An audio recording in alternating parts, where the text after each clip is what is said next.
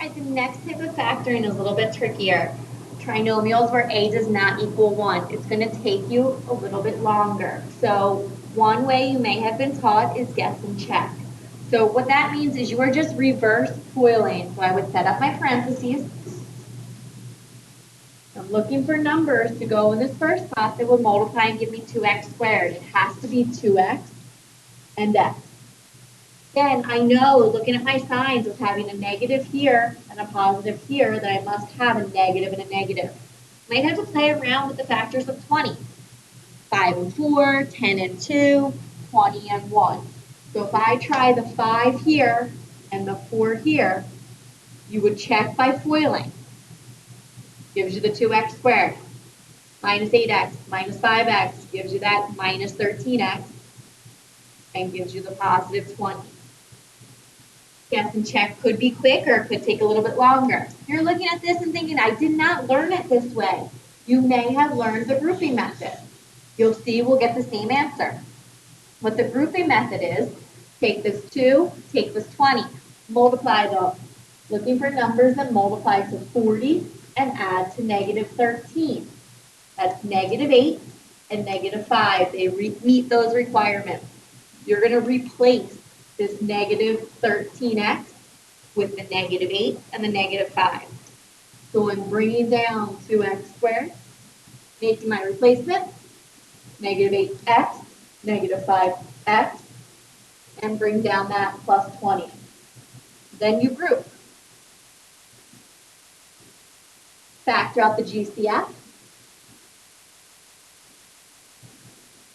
Factor out the negative 5 here, which is the GCF. Notice you're left with the exact same thing. You better be. If you're not, that means there was a mistake somewhere. Final answer, 2x minus 5 times x minus 4. For the second one, I'm just going to go right to guess and check. You know, for example 1, guess and check and the grouping method got you the exact same answer. So for example number 2, when I lay out my parentheses, I know what goes here and here is going to have to multiply to 6x squared. It could be 6x and 1x. It could be 3x and 2x. So I'm going to try the 3x and 2x. Now, with the last terms, they must multiply to negative 5. So your only factors there are negative 5 and positive 1, or positive 1 and or negative 1 and positive 5. I'm going to try that. Again, I go through and I FOIL.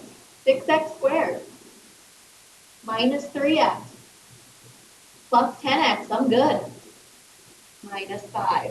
So that works out. Grouping, with the grouping method, it's pretty much the second step of what we did right above, right here. So I go right to putting my parentheses and factoring out the GCF. Again, you're seeing those matching factors. Your final answer would be x squared plus 2 and x minus 1.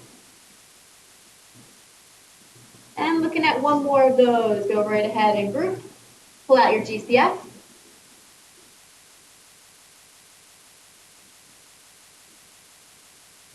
Matching again.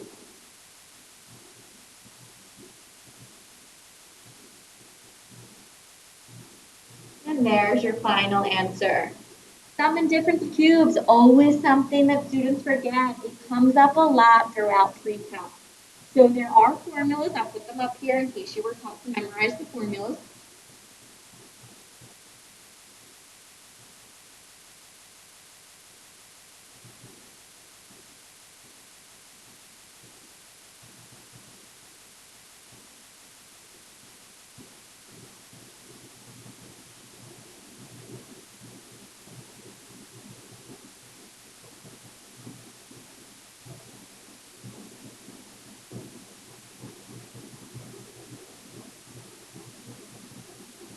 I think it's easier to instead use this to help you with the sign.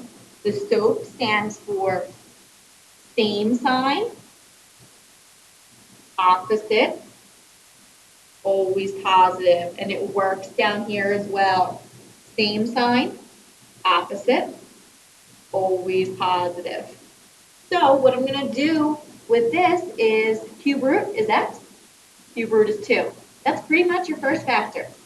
X plus 2, putting in that same sign. Set up your larger factor. Square the first one. Square the second one. Go through SOAP. Same, opposite, always positive. Multiply these together. And you factored it. Here's one more. This time it has a minus. Cube root, cube root.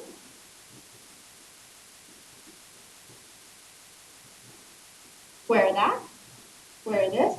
Think of SOAP, same, opposite, always positive, and multiply those together. And that's it.